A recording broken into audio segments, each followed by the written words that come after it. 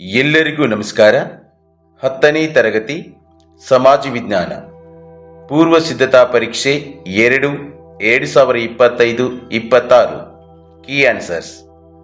ದಿನಾಂಕ 2/2/2026 ನಡೆದ ಪೂರ್ವ ಸಿದ್ಧತಾ ಪರೀಕ್ಷೆ 2 ಸಮಾಜ ವಿಜ್ಞಾನ ವಿಷಯದ ಕೀ ಆನ್ಸರ್ಸ್ ಅನ್ನು ಈ ವಿಡಿಯೋದಲ್ಲಿ ನೋಡೋಣ.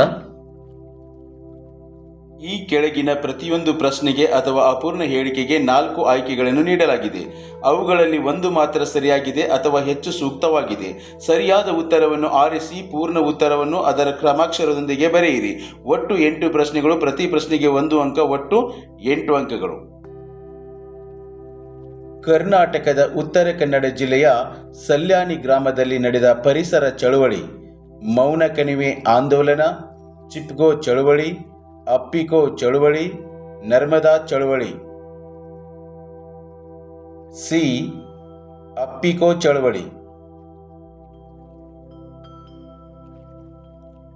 ಬ್ರಿಟಿಷ್ ಈಸ್ಟ್ ಇಂಡಿಯಾ ಕಂಪನಿಯಿಂದ ಬ್ರಿಟಿಷ್ ಸರ್ಕಾರ ಪಡೆಯುತ್ತಿದ್ದ ತೆರಿಗೆ ಹಣವನ್ನು ಅಪರಾಧ ತೆರಿಗೆ ಎಂದು ಟೀಕಿಸಿದ ಇಂಗ್ಲೆಂಡಿನ ಶಾಸನ ಸಭೆಯ ಸದಸ್ಯ Cornwallis, Edmund Burk, Macaulay, canning. B. Edmund Burk. ಎರಡನೇ ಮಹಾಯುದ್ಧದ ನಂತರ ಶೀತಲ ಸಮರದಲ್ಲಿ ತೊಡಗಿದ ರಾಷ್ಟ್ರಗಳು: ಅಮೆರಿಕ ಸಂಯುಕ್ತ ಸಂಸ್ಥಾನ ಚೀನಾ, ಅಮೆರಿಕ ಸಂಯುಕ್ತ ಸಂಸ್ಥಾನ Japan, Soviet Russia. China, Soviet Russia, America ಸಂಯುಕ್ತ ಸಂಸ್ಥಾನ. ಡಿ. ಸೋವಿಯತ್ ರಷ್ಯಾ, ಅಮೆರಿಕ ಸಂಯುಕ್ತ ಸಂಸ್ಥಾನ. ವಿಶ್ವ ವ್ಯಾಪಾರ ಮತ್ತು ವಾಣಿಜ್ಯದ ತೃತೀಯ ಆರ್ಥಿಕ ಆಧಾರ ಸ್ತಂಭ ಎಂದು ಕರೆಯಲ್ಪಡುವ ವಿಶ್ವಸಂಸ್ಥೆಯ ಆಶ್ರಯದ ಸಂಸ್ಥೆ: ಯುನೆಸ್ಕೋ, ವಿಶ್ವ ಆರೋಗ್ಯ ಸಂಸ್ಥೆ, ವಿಶ್ವ ವ್ಯಾಪಾರ ಸಂಘಟನೆ, ಅಂತಾರಾಷ್ಟ್ರೀಯ ಹಣಕಾಸು ನಿಧಿ. ಸಿ. ವಿಶ್ವ ವ್ಯಾಪಾರ ಸಂಘಟನೆ. ಬೆಂಗಳೂರನ್ನು ಭಾರತದ ಸಿಲಿಕಾನ್ ಕಣಿವೆ ಎಂದು ಕರೆಯಲಾಗುವುದು, ಏಕೆಂದರೆ ಅದು ಮಾಹಿತಿ ತಂತ್ರಜ್ಞಾನದ ಮುಖ್ಯ ಕೇಂದ್ರವಾಗಿದೆ. ಅದು ಹೆಚ್ಚು ನದಿ ಕಣಿವೆಗಳಿಂದ ಕೂಡಿದೆ. ಅದು ಹೆಚ್ಚು ಸಸ್ಯೋದ್ಯಾನಗಳನ್ನು ಹೊಂದಿದೆ. ಅದು ಅತ್ಯಧಿಕ ಜನಸಂಖ್ಯೆಯ ನಗರವಾಗಿದೆ. ಎ. ಅದು ಮಾಹಿತಿ ತಂತ್ರಜ್ಞಾನದ ಮುಖ್ಯ ಕೇಂದ್ರವಾಗಿದೆ. ಹೀಗಾಗಿ ಬೆಂಗಳೂರಿನ ಸಿಲಿಕಾನ್ ಕಣಿವೆ ಅಂತ ಕರೀತಾರೆ. ಭಾರತದ ನೈಜ ಅಭಿವೃದ್ಧಿ ಎಂದರೆ ಅದು ಗ್ರಾಮಗಳ ಅಭಿವೃದ್ಧಿ ಎಂದು ಹೇಳಿದವರು: sir M Visvesvaraya, Mahatma Gandhiji, doctor BR Ambedkar, Jawaharlal Nehru. B. Mahatma Gandhiji. ಭಾರತದಲ್ಲಿ ಸ್ತರ ವಿನ್ಯಾಸವನ್ನು ಪ್ರಮುಖವಾಗಿ ಗುರುತಿಸಬಹುದಾದ ವ್ಯವಸ್ಥೆ: ಜಾತಿ ಪದ್ಧತಿ, ವರ್ಣಭೇದ ನೀತಿ, ಗುಲಾಮಗಿರಿ, ಊಳಿಗಮಾನ್ಯ ಪದ್ಧತಿ.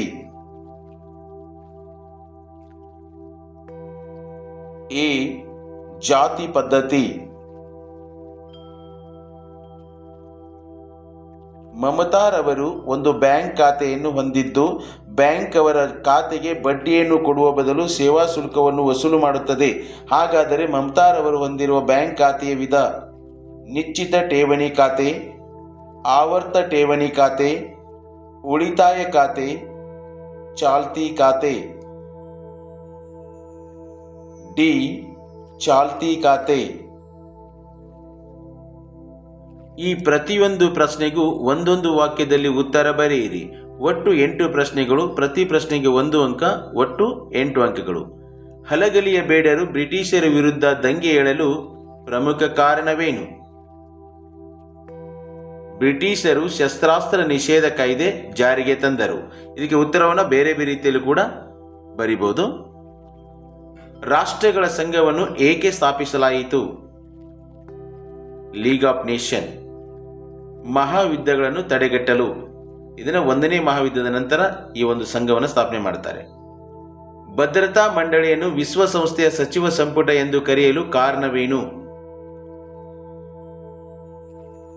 ಜಾಗತಿಕ ಮಟ್ಟದಲ್ಲಿ ಪ್ರಮುಖ ನಿರ್ಧಾರಗಳನ್ನು ತೆಗೆದುಕೊಳ್ಳುತ್ತದೆ. ಇದಕ್ಕೂ ಕೂಡ ಉತ್ತರವನ್ನು ಬೇರೆ ಬೇರೆ ರೀತಿಯಲ್ಲಿ ಬರೀಬಹುದು. ಯಾಕೆ ಅಂತಂದರೆ ಇಲ್ಲಿ ಕಾರ್ಯಾಂಗದ ಕೆಲಸವಾಗಿರುತ್ತೆ ಇದು. ಸಚಿವ ಸಂಪುಟ ಅನ್ನೋದು. ಭಾರತದಲ್ಲಿ ಅತ್ಯಂತ ಕಡಿಮೆ ಮಳೆಯನ್ನು ಪಡೆಯುವ ಋತುವನ್ನು ಹೆಸರಿಸಿ. ಚಳಿಗಾಲ. ಭಾರತ ದೇಶದಲ್ಲಿ ಚಳಿಗಾಲದಲ್ಲಿ ಅತಿ ಕಡಿಮೆ ಮಳೆ ಆಗುತ್ತೆ. ಸಾರಿಗೆ ಎಂದರೇನು? ಸರಕು ಸೇವೆಗಳನ್ನು ಒಂದು ಸ್ಥಳದಿಂದ ಮತ್ತೊಂದು ಸ್ಥಳಕ್ಕೆ ತಲುಪಿಸುವುದನ್ನೇ ಸಾರಿಗೆ ಎನ್ನುವರು. ಈ ಪ್ರಶ್ನೆಗೂ ಕೂಡ ಉತ್ತರವನ್ನು ಬೇರೆ ಬೇರೆ ರೀತಿಯಲ್ಲಿ ಕೂಡ ಡೆಫಿನಿಷನ್ ಅನ್ನು ಕೊಡಬಹುದು. ಭಾರತದ ಯೋಜನಾ ಆಯೋಗದ ಪ್ರಕಾರ ಕೊರತೆ ಹಣಕಾಸು ಎಂದರೇನು? ಸರ್ಕಾರವು ಮುಂಗಡ ಪತ್ರದಲ್ಲಿ ತನ್ನ ಆದಾಯಕ್ಕಿಂತಲೂ ವೆಚ್ಚವನ್ನು ಹೆಚ್ಚು ಮಾಡುವುದನ್ನು ಕೊರತೆಯ ಹಣಕಾಸು ಎನ್ನುವರು. ಇಲ್ಲಿಯೂ ಕೂಡ ಪ್ರಶ್ನೆಗೆ ಉತ್ತರವನ್ನು ಬೇರೆ ಬೇರೆ ರೀತಿಯಲ್ಲೂ ಕೂಡ ಬರೀಬಹುದು. ಸುರೇಶನು ಶಾಲೆಗೆ ಹೋಗುವಾಗ ಅಪಘಾತಕ್ಕೀಡಾಗುತ್ತಾನೆ. ಆತನನ್ನು ನೋಡಲು ಜನ ಸೇರುತ್ತಾರೆ. ಇದು ಯಾವ ವಿಧದ ಸಮೂಹವರ್ತನೆಯಾಗಿದೆ? ಜನಮಂದೆ. ಈ ಒಂದು ಸಮೂಹವರ್ತನೆಯನ್ನು ಜನಮಂದೆ ಅಂತ ಕರೀತಾರೆ. ಉದ್ಯಮಿಗಳು ಪ್ರಾಂತೀಯ ತಾರತಮ್ಯವನ್ನು ನಿವಾರಿಸಲು ಹೇಗೆ ಸಹಾಯ ಮಾಡುತ್ತಾರೆ? ಉದ್ಯಮಿಗಳು ಗ್ರಾಮಾಂತರ ಪ್ರದೇಶಗಳಲ್ಲಿ ಕೈಗಾರಿಕೆಗಳನ್ನು ಸ್ಥಾಪಿಸುವುದರ ಮೂಲಕ ಪ್ರಾಂತೀಯ ತಾರತಮ್ಯವನ್ನು ನಿವಾರಿಸುತ್ತಾರೆ. ಈ ಪ್ರತಿಯೊಂದು ಪ್ರಶ್ನೆಗೂ 2 ರಿಂದ 4 ವಾಕ್ಯಗಳಲ್ಲಿ ಅಥವಾ ಅಂಶಗಳಲ್ಲಿ ಉತ್ತರಿಸಿ. ಒಟ್ಟು 8 ಪ್ರಶ್ನೆಗಳು, ಪ್ರತಿ ಪ್ರಶ್ನೆಗೆ 2 ಅಂಕ, ಒಟ್ಟು 16 ಅಂಕಗಳು. ಕರ್ನಾಟಕ ಲೋಕಸೇವಾ ಆಯೋಗದ ಕಾರ್ಯಗಳನ್ನು ವಿವರಿಸಿ. ರಾಜ್ಯ ಸರ್ಕಾರಿ ಸೇವೆಗಳ ನೇಮಕಾತಿ, ರಾಜ್ಯ ಸರ್ಕಾರಿ ಸೇವೆಗಳಿಗೆ ಸ್ಪರ್ಧಾತ್ಮಕ ಪರೀಕ್ಷೆ ನಡೆಸುವುದು, ವ್ಯಕ್ತಿತ್ವ ಪರೀಕ್ಷೆ ನಡೆಸುವುದು, ಬಡ್ತಿ ಪ್ರಕರಣಗಳ ಬಗ್ಗೆ ಸರ್ಕಾರಕ್ಕೆ ಸಲಹೆ ನೀಡುವುದು.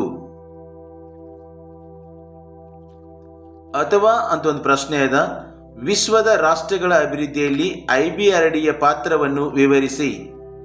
ದ್ವಿತೀಯ ಮಹಾಯುದ್ಧದ ಬಳಿಕ ಆರ್ಥಿಕ ಪುನಶ್ಚೇತನಕ್ಕೆ ನೆರವು, ಕೃಷಿ, ಕೈಗಾರಿಕೆ, ಸಾರಿಗೆ ಮತ್ತು ಸಂಪರ್ಕಗಳ ಅಭಿವೃದ್ಧಿಗಾಗಿ ಸಾಲ ನೀಡುತ್ತದೆ. ವಿಶ್ವ ವ್ಯಾಪಾರ ಮತ್ತು ವಿದೇಶಿ ವಿನಿಮಯ ಪಾವತಿ ಸಮತೋಲನಕ್ಕೆ ಸಹಾಯ, ಎಲ್ಲ ಪ್ರಗತಿಪರ ರಾಷ್ಟ್ರಗಳ ಆರ್ಥಿಕ ಅಭಿವೃದ್ಧಿಗೆ ಸಹಾಯ. ಬಾಲ ಕಾರ್ಮಿಕ ಸಮಸ್ಯೆಗೆ ಕಾರಣಗಳಾವುವು? ಬಾಲ ಕಾರ್ಮಿಕ ಸಮಸ್ಯೆಗೆ ಕಾರಣಗಳು: ಬಡತನ, ಕೌಟುಂಬಿಕ ಕಲಹ, ವಿಚ್ಛೇದನ, ಕೌಟುಂಬಿಕ ಹಿಂಸೆ.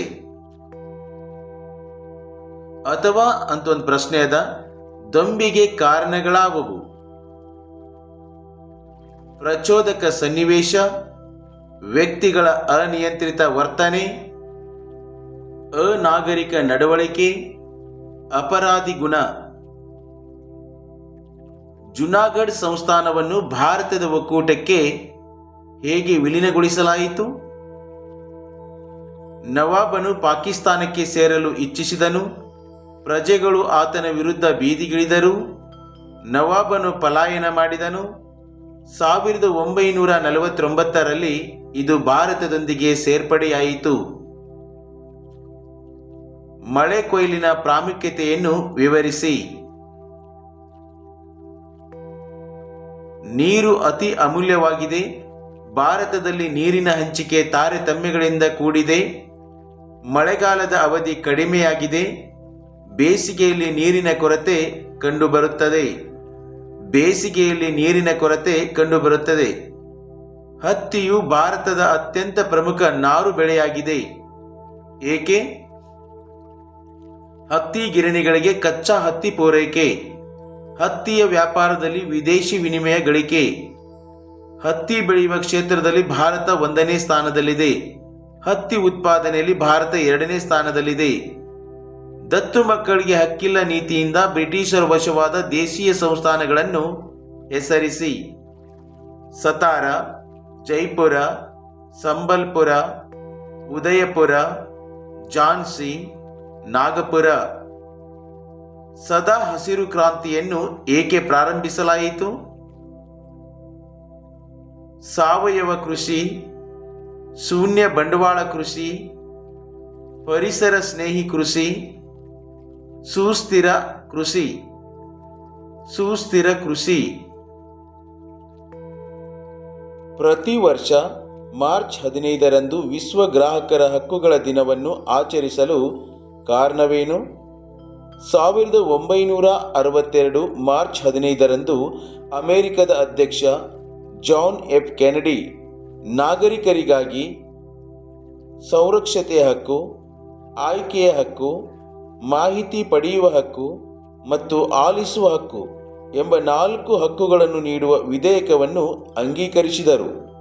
ಹೀಗಾಗಿ ಮಾರ್ಚ್ 15ರಂದು ವಿಶ್ವ ಗ್ರಾಹಕ ಹಕ್ಕು ದಿನ ಆಚರಿಸುತ್ತಾರೆ. ಈ ಪ್ರತಿಯೊಂದು ಪ್ರಶ್ನೆಗೂ 6 ವಾಕ್ಯಗಳಲ್ಲಿ ಅಥವಾ ಅಂಶಗಳಲ್ಲಿ ಉತ್ತರಿಸಿ. ಒಟ್ಟು 9 ಪ್ರಶ್ನೆಗಳು, ಪ್ರತಿ ಪ್ರಶ್ನೆಗೆ 3 ಅಂಕಗಳು, ಒಟ್ಟು 27 ಅಂಕಗಳು. ಡಚ್ಚರ ವಿರುದ್ಧದ ಮಾರ್ತಾಂಡವರ್ಮನ ಹೋರಾಟವನ್ನು ವಿವರಿಸಿ. ಇವನು ವೈನಾಡಿನ ರಾಜ. ಡಚ್ಚರಿಂದ ತನ್ನ ಸಂಸ್ಥಾನವನ್ನು ರಕ್ಷಿಸಿದನು. ರಾಜಧಾನಿಯನ್ನು ಪದ್ಮನಾಭಪುರದಿಂದ ತಿರುವನಂತಪುರಕ್ಕೆ ಸ್ಥಳಾಂತರಿಸಿದನು. ಡಚ್ಚರ ಕರಿಮೆಣಸಿನ ವ್ಯಾಪಾರವನ್ನು ನಿಯಂತ್ರಿಸಿದನು. ಡಚ್ಚರಿಂದ ನೆಡುಮಂಗಡ ಮತ್ತು ಕೊಟಾರ್ಕರಗಳನ್ನು ವಶಪಡಿಸಿಕೊಂಡನು.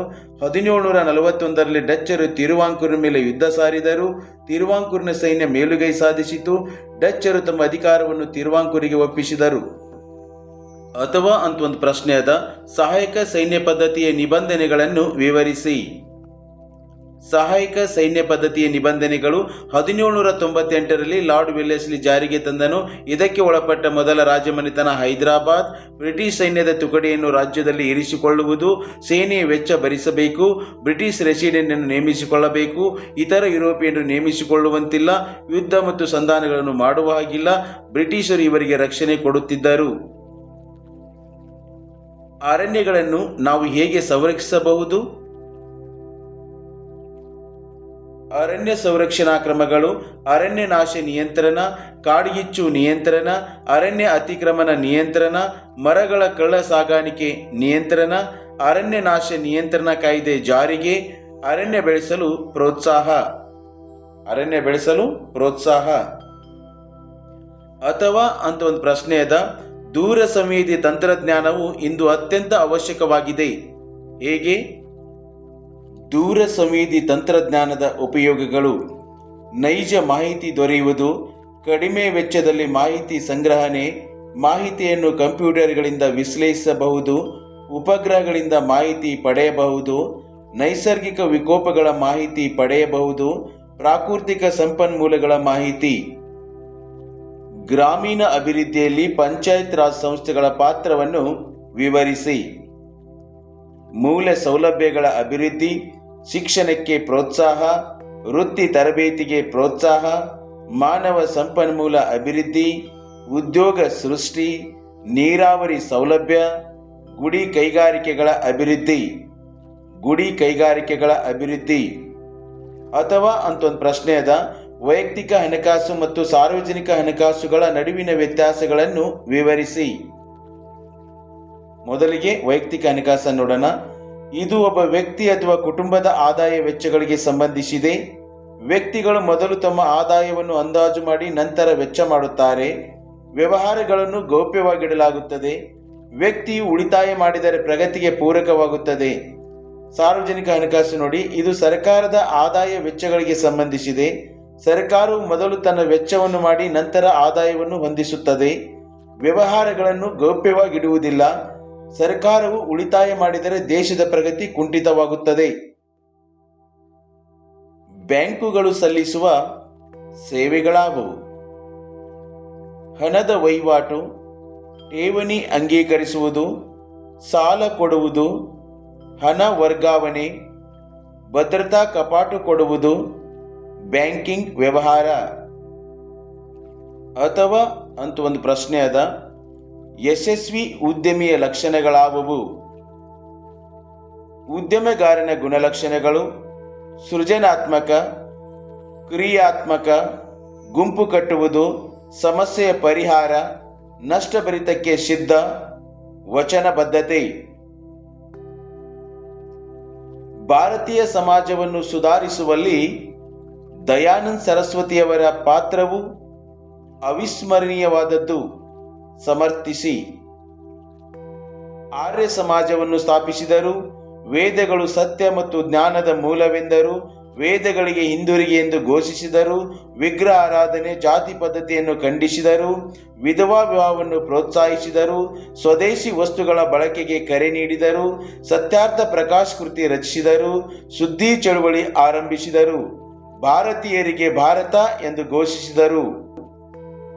ಭಾರತದ ವಿದೇಶಾಂಗ ನೀತಿಯ ಮೂಲ ತತ್ವಗಳನ್ನು ವಿವರಿಸಿ. ಭಾರತದ ವಿದೇಶಾಂಗ ನೀತಿಯ ಮೂಲ ತತ್ವಗಳು: ವಸಾಹತುಶಾಹಿತ್ವಕ್ಕೆ ವಿರೋಧ, ಸಾಮ್ರಾಜ್ಯಶಾಹಿತ್ವಕ್ಕೆ ವಿರೋಧ, ವರ್ಣಭೇದ ನೀತಿಗೆ ವಿರೋಧ, ಅಲಿಪ್ತ ನೀತಿ, ಆಫ್ರಿಕಾ ಮತ್ತು ಏಷ್ಯಾದ ಪ್ರಗತಿಗೆ ಪ್ರಥಮ ಆದ್ಯತೆ, ನಿಶಸ್ತ್ರೀಕರಣಕ್ಕೆ ಬೆಂಬಲ, ವಿಶ್ವಸಂಸ್ಥೆ ಮತ್ತು ವಿಶ್ವ ಶಾಂತಿಗೆ ಬೆಂಬಲ. ಸಂಘಟಿತ ವಲಯದ ಕೆಲಸಗಾರರು ಮತ್ತು ಅಸಂಘಟಿತ ವಲಯದ ಕೆಲಸಗಾರರ ನಡುವಿನ ವ್ಯತ್ಯಾಸಗಳನ್ನು ವಿವರಿಸಿ. ಒಂದು ಸೈಡು ಸಂಘಟಿತ ಕೆಲಸಗಾರರು, ಇನ್ನೊಂದು ಸೈಡು ಅಸಂಘಟಿತ ಕೆಲಸಗಾರರು. ಸಂಘಟಿತ ಕೆಲಸಗಾರರು ಕಾನೂನಿಗೆ ಒಳಪಟ್ಟಿರುತ್ತಾರೆ, ಅಸಂಘಟಿತ ಕೆಲಸಗಾರರು ಕಾನೂನಿಗೆ ಒಳಪಟ್ಟಿರುವುದಿಲ್ಲ. ನಿಗದಿತ ವೇತನವಿರುತ್ತದೆ, ನಿಗದಿತ ವೇತನವಿರುವುದಿಲ್ಲ. ವೈದ್ಯಕೀಯ ಸೌಲಭ್ಯಗಳು ಇರುತ್ತವೆ, ವೈದ್ಯಕೀಯ ಸೌಲಭ್ಯಗಳಿರುವುದಿಲ್ಲ. ನಿವೃತ್ತಿ ವೇತನವಿರುತ್ತದೆ, ನಿವೃತ್ತಿ ವೇತನವಿರುವುದಿಲ್ಲ. ನಿಗದಿತ ಸಮಯವಿದೆ, ನಿಗದಿತ ಸಮಯವಿಲ್ಲ. ಉದಾಹರಣೆಗೆ ಶಿಕ್ಷಕರು, ಪೊಲೀಸರು. ಉದಾಹರಣೆಗೆ ಕೂಲಿ ಕಾರ್ಮಿಕರು. ಭಾರತದ ಪ್ರಥಮ ಸ್ವಾತಂತ್ರ್ಯ ಸಂಗ್ರಾಮವು ಹಲವು ಕಾರಣಗಳಿಂದ ವಿಫಲವಾಯಿತು, ಸ್ಪಷ್ಟೀಕರಿಸಿ. ಕೆಲವು ಸಾರಿ 1857 ವಿಫಲತೆಗೆ ಕಾರಣಗಳು ಅಂತ ಕೇಳ್ತಾನೆ. ಭಾರತೀಯರಲ್ಲಿ ಒಗ್ಗಟ್ಟಿರಲಿಲ್ಲ, ಸೂಕ್ತ ಮಾರ್ಗದರ್ಶನದ ಕೊರತೆ, ಯುದ್ಧ ತಂತ್ರದ ಕೊರತೆ, ಸೂಕ್ತ ನಾಯಕತ್ವದ ಕೊರತೆ, ಶಿಸ್ತಿನ ಕೊರತೆ, ನಿಶ್ಚಿತ ಗುರಿ ಇರಲಿಲ್ಲ. ಪ್ರವಾಹಗಳು ಉಂಟಾಗಲು ಕಾರಣಗಳೇನು? ಪ್ರವಾಹಗಳು ಉಂಟಾಗಲು ಕಾರಣಗಳು: ಅಧಿಕ ಮಳೆ, ನದಿಗಳಲ್ಲಿ ಹೂಳು ತುಂಬುವಿಕೆ, ಹಿಮ ಕರಗುವಿಕೆ, ಆಣೆಕಟ್ಟುಗಳು ಒಡೆಯುವುದು, ನದಿ ಪಾತ್ರಗಳಲ್ಲಿ ಬದಲಾವಣೆ, ಚಂಡಮಾರುತಗಳು, ಸುನಾಮಿಗಳು. ಈ ಪ್ರತಿಯೊಂದು ಪ್ರಶ್ನೆಗೂ 8 ವಾಕ್ಯಗಳಲ್ಲಿ ಅಥವಾ ಅಂಶಗಳಲ್ಲಿ ಉತ್ತರಿಸಿ. ಒಟ್ಟು 4 ಪ್ರಶ್ನೆಗಳು, ಪ್ರತಿ ಪ್ರಶ್ನೆಗೆ 4 ಅಂಕಗಳು, ಒಟ್ಟು 16 ಅಂಕಗಳು. ಮೈಸೂರು ಸಂಸ್ಥಾನಕ್ಕೆ 10ನೇ ಚಾಮರಾಜೇಂದ್ರ ಒಡೆಯರ್ ರವರ ಕೊಡುಗೆಗಳನ್ನು ವಿವರಿಸಿ. 10ನೇ ಚಾಮರಾಜೇಂದ್ರ ಒಡೆಯರ ಕೊಡುಗೆಗಳು: 1881ರಲ್ಲಿ ಕೋಲಾರದ ಚಿನ್ನದ ಗಣಿ ಆರಂಭಿಸಿದರು. 1882ರಲ್ಲಿ ಬೆಂಗಳೂರು ಮೈಸೂರು ರೈಲು ಆರಂಭಿಸಿದರು. 1883ರಲ್ಲಿ ಕೆ ಶೇಷಾದ್ರಿ ಅಯ್ಯರ್ ದಿವಾನರಾದರು. ಸಿವಿಲ್ ಸರ್ವಿಸ್ ಪರೀಕ್ಷೆಯನ್ನು ಆರಂಭಿಸಿದರು. ವಿವೇಕಾನಂದರು ಚಿಕಾಗೋ ಸಮ್ಮೇಳನಕ್ಕೆ ಹೋಗಲು ಸಹಾಯ ಮಾಡಿದರು. ಇವರು ಅನೇಕ ವಿದ್ವಾಂಸರಿಗೆ ಆಶ್ರಯ ನೀಡಿದರು. ಬಸಪ್ಪ ಶಾಸ್ತ್ರಿಗಳು ಅಭಿನವ ಕಾಳಿದಾಸ ಎನಿಸಿಕೊಂಡರು. ಇವರು ಮೈಸೂರಿನ ರಾಜ್ಯಗೀತೆ ಕಾಯೋಶ್ರೀ ಗೌರಿಯನ್ನು ರಚಿಸಿದರು. ಅಥವಾ ಅಂತ ಒಂದು ಪ್ರಶ್ನೆ ಅದ. ಕಾಯಂ ಜಮೀನ್ದಾರಿ ಪದ್ಧತಿಯನ್ನು ವಿವರಿಸಿ. ಕಾಯಂ ಜಮೀನ್ದಾರಿ ಪದ್ಧತಿ 1793ರಲ್ಲಿ ಲಾರ್ಡ್ ಕಾರ್ನ್ವಾಲಿಸನು ಬಂಗಾಳ ಮತ್ತು ಬಿಹಾರಗಳಲ್ಲಿ ಜಾರಿಗೆ ತಂದನು. ಜಮೀನ್ದಾರನು ಭೂಮಾಲೀಕನಾದನು. ಜಮೀನ್ದಾರನು ಕಂದಾಯವನ್ನು ಸರ್ಕಾರಕ್ಕೆ ಸಲ್ಲಿಸಬೇಕಿತ್ತು. ಜಮೀನ್ದಾರನಿಗೆ ಹೆಚ್ಚಿನ ಲಾಭವಾಯಿತು. ಜಮೀನ್ದಾರನು ಹೆಚ್ಚಿನ ಹಣ ಸಂಗ್ರಹಿಸುತ್ತಿದ್ದನು. ಬರಗಾಲದಲ್ಲಿ ಕೂಡ ಹಣ ಸಂಗ್ರಹಿಸುತ್ತಿದ್ದರು. ರೈತರು ಮತ್ತು ಸರ್ಕಾರದ ಮಧ್ಯೆ ಸಂಪರ್ಕವಿರಲಿಲ್ಲ. ರೈತರು ಸಂಕಷ್ಟಗಳಿಗೆ ಒಳಗಾದರು. ಮರುಭೂಮಿ ಮಣ್ಣು ಮೆಕ್ಕಲು ಮಣ್ಣಿಗಿಂತ ಹೇಗೆ ಭಿನ್ನವಾಗಿದೆ? ಉತ್ತರವನ್ನು ನೋಡೋಣ. ಮರುಭೂಮಿ ಮಣ್ಣು ಕಡಿಮೆ ಮಳೆ ಮತ್ತು ಅಧಿಕ ಉಷ್ಣಾಂಶದ ಪ್ರದೇಶದಲ್ಲಿ ನಿರ್ಮಾಣ.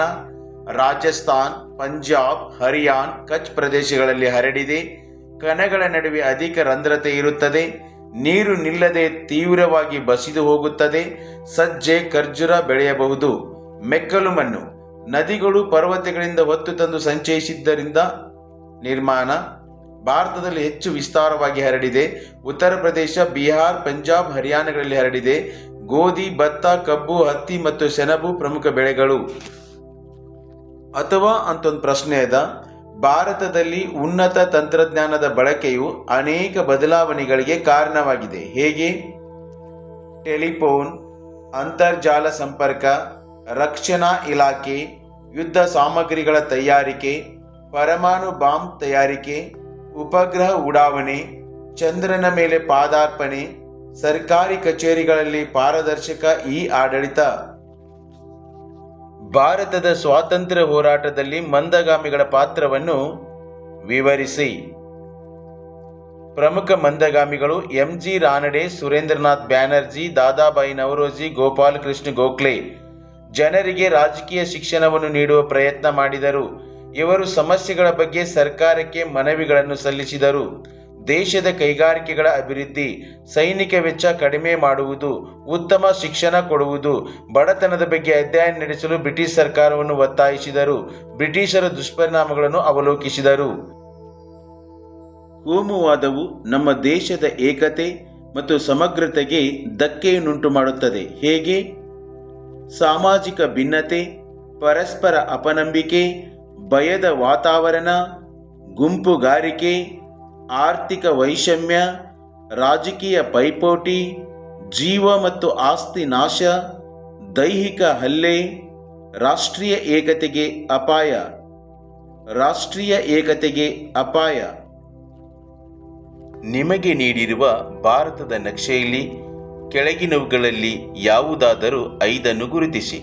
ಒಟ್ಟು 10 ಸ್ಥಳಗಳನ್ನು ನೀಡಿರ್ತಾರೆ. ಅದರಲ್ಲಿ ಯಾವುದಾದರೂ ನೀವು 5 ಸ್ಥಳಗಳನ್ನು ಗುರುತಿಸಬೇಕು. ಒಟ್ಟು 5 ಅಂಕಗಳು. ಈ ಭಾರತದ ನಕಾಶೆಯಲ್ಲಿ ಸ್ಕ್ರೀನ್ ಮೇಲಿರುವ ಈ 10 ಸ್ಥಳಗಳನ್ನು ಗುರುತಿಸೋಣ. 10 ಸ್ಥಳಗಳನ್ನು ಕೊಟ್ಟಿರ್ತಾರೆ, ಯಾವುದಾದ್ರೂ ನಾವು 5 ಸ್ಥಳಗಳನ್ನು ಗುರುತಿಸಬೇಕಾಗುತ್ತೆ. ಮೊದಲಿಗೆ 82 ಪೂರ್ವ ರೇಖಾಂಶ ನೀವು ನೋಡ್ಬೋದು. ಎ ಅಂತ ಬರೆಯಲಾಗಿದೆ, ರೆಡ್ ಒಂದು ಲೈನೆಲ್ಲ ಹಾಕಲಾಗಿದೆ. ಇಂದಿರಾ ಪಾಯಿಂಟ್, ಭಾರತದ ದಕ್ಷಿಣದ ತುದಿ ಇದು ಇಂದಿರಾ ಪಾಯಿಂಟು. ಬಿ ಅಂತ ಬರೆದ್ಬಿಟ್ಟು ಇಂದಿರಾ ಪಾಯಿಂಟ್ ಅಂತ ಮಾರ್ಕ್ ಮಾಡಲಾಗಿದೆ. ಬಾಂಬೆ ಹೈ, ಮುಂಬೈ ನಗರದಿಂದ 110 ಕಿಲೋಮೀಟರ್ ಅರಬ್ಬಿ ಸಮುದ್ರದಲ್ಲಿದೆ. ಸಿ ಅಂತ ಬರೆಯಲಾಗಿದೆಯಲ್ಲ, ಅದು ಬಾಂಬೆ ಹೈ. ಕೋಲ್ಕತ್ತಾ, ಭಾರತದ ಚಹಾದ ಬಂದರು, ಪಶ್ಚಿಮ ಬಂಗಾಳದಲ್ಲಿ ಬರುತ್ತೆ. ಡಿ ಅಂತ ಬರೆದು ಕೋಲ್ಕತ್ತಾ ಅಂತ ಬರೆಯಲಾಗಿದೆ, ರೆಡ್ ಮಾರ್ಕಲ್ಲಿದೆ ನೋಡಿ. ಸೇಲಂ, ತಮಿಳುನಾಡಲ್ಲಿ ಬರುತ್ತೆ, ಸೇಲಂ ಅಂತ. ಇ ಅಂತ ಬರೆಯಲಾಗಿದೆ, ಸೇಲಂ ತಮಿಳುನಾಡು ಭಾಗದಲ್ಲಿ ಬರುತ್ತೆ. ಲಾತೂರ್, ಮಹಾರಾಷ್ಟ್ರದಲ್ಲಿ ಬರುತ್ತೆ, ಎಫ್ ಅಂತ ಬರೆಯಲಾಗಿದೆ, ಲಾತೂರು. ಬಾಕ್ರಾ ನಂಗಲ್ ಯೋಜನೆ, ಈ ಬಾಕ್ರಾ ನಂಗಲ್ ಯೋಜನೆ ಹಿಮಾಚಲ ಪ್ರದೇಶದಲ್ಲಿ ಬರುತ್ತೆ. ಸಟ್ಲೇಜ್ ನದಿಗೆ ಈ ಅಣೆಕಟ್ಟನ್ನು ಕಟ್ಟಿದ್ದಾರೆ. ಭಾರತ ದೇಶದಲ್ಲಿ ಅತಿ ಎತ್ತರವಾದ ಅಣೆಕಟ್ಟೆ, ಜಿ ಅಂತ ಬರೆಯಲಾಗಿದೆ. ಮಲಬಾರ್ ತೀರ ಕೇರಳ ಭಾಗದಲ್ಲಿ ಬರುತ್ತೆ, ರೆಡ್ ಮಾರ್ಕ್ ಮಾಡಲಾಗಿದೆ ನೋಡಿ. ಈ ರೀತಿಯಾಗಿ ಡಾಟ್ ಅಲ್ಲಿ ಮಾರ್ಕ್ ಮಾಡಬೇಕಾಗುತ್ತೆ ಮಲಬಾರ್ ತೀರಕ್ಕೆ. ಮಾಸಿನ್ ರಾಮ್, ಭಾರತ ದೇಶದಲ್ಲಿ ಅತಿ ಹೆಚ್ಚು ಮಳೆ ಬೀಳುವ ಸ್ಥಳ ಮಾಸಿನ್ ರಾಮ್, ಮೇಘಾಲಯದಲ್ಲಿ ಬರುತ್ತೆ. ನೀವು ಈಶಾನ್ಯ ರಾಜ್ಯದಲ್ಲಿ ನೋಡ್ಬೋದು. ನರೋರಾ ಅನ್ನೋದು ಒಂದು ಅನುಸ್ಥಾವರ, ಉತ್ತರ ಪ್ರದೇಶದಲ್ಲಿ ಬರುತ್ತೆ. ನೀವು ನರೋರಾವನ್ನ ಜೆ ಅಂತ ಗುರುತಿಸಲಾಗಿದೆ, ಬ್ಲೂ ಕಲರಲ್ಲಿ ನೀವು ನೋಡ್ಬೋದು. ಈ ಭಾರತದ ನಕಾಶೆಯಲ್ಲಿ ಈ ಎಲ್ಲ 10 ಸ್ಥಳಗಳನ್ನು ಸರಿಯಾಗಿ ಗುರುತಿಸಲಾಗಿದೆ. ದೃಷ್ಟಿ ವಿಕಲಚೇತನ ವಿದ್ಯಾರ್ಥಿಗಳಿಗೆ ಪರ್ಯಾಯ ಪ್ರಶ್ನೆ ಸಂಖ್ಯೆ 38ರ ಬದಲಿಗೆ, ಇದು ಕೇವಲ ದೃಷ್ಟಿ ವಿಕಲಚೇತನ ವಿದ್ಯಾರ್ಥಿಗಳಿಗೆ ಮಾತ್ರ ಇರುತ್ತೆ. ವಿವಿಧೋದ್ದೇಶ ನದಿ ಕಣಿವೆ ಯೋಜನೆಗಳ ಪ್ರಮುಖ ಉದ್ದೇಶಗಳಾವವು? ಉತ್ತರವನ್ನು ನೋಡೋಣ. ವಿವಿಧೋದ್ದೇಶ ನದಿ ಕಣಿವೆ ಯೋಜನೆಯ ಉದ್ದೇಶಗಳು: ನೀರಾವರಿ ಸೌಲಭ್ಯ, ವಿದ್ಯುತ್ ಉತ್ಪಾದನೆ, ಪ್ರವಾಹ ನಿಯಂತ್ರಣ, ನೌಕಾಯಾನ, ಗೃಹ ಬಳಕೆ, ಮಣ್ಣಿನ ಸವಕಳಿ ನಿಯಂತ್ರಣ, ಮೀನುಗಾರಿಕೆ, ಅರಣ್ಯ ಸಂಪತ್ತಿನ ಅಭಿವೃದ್ಧಿ. ಇವೆಲ್ಲವೂ ವಿವಿಧೋದ್ದೇಶ ನದಿ ಕಣಿವೆ ಯೋಜನೆಯ ಉದ್ದೇಶಗಳು. ಅಥವಾ ಅಂತ ಒಂದು ಪ್ರಶ್ನೆ ಅದ, ಹಿಮಾಲಯ ಪರ್ವತಗಳ ಅನುಕೂಲಗಳಾವವು? ಉತ್ತರವನ್ನು ನೋಡೋಣ. ಹಿಮಾಲಯ ಪರ್ವತ ಶ್ರೇಣಿಗಳಿಂದಾಗುವ ಪ್ರಯೋಜನಗಳು ಅಥವಾ ಅನುಕೂಲತೆಗಳು: ಇದು ಭಾರತಕ್ಕೆ ರಕ್ಷಣೆ ಒದಗಿಸಿದೆ. ಇದು ಶೀತ ಗಾಳಿಯನ್ನು ತಡೆಯುತ್ತದೆ. ಅನೇಕ ನದಿಗಳ ಉಗಮಸ್ಥಾನ, ಜಲವಿದ್ಯುತ್ ಉತ್ಪಾದನೆಗೆ ಅನುಕೂಲ, ಸಸ್ಯ ಮತ್ತು ಪ್ರಾಣಿಗಳಿಗೆ ಆಶ್ರಯ ತಾಣವಾಗಿದೆ. ಇದು ಖನಿಜ ಸಂಪನ್ಮೂಲಗಳನ್ನು ಹೊಂದಿದೆ. ಇದು ಪ್ರಮುಖ ಪ್ರವಾಸಿ ಸ್ಥಳವಾಗಿದೆ. ಇದು ಧಾರ್ಮಿಕ ಕೇಂದ್ರಗಳನ್ನು ಹೊಂದಿದೆ. ಇದು ಅಧಿಕ ಮಳೆಯಾಗಲು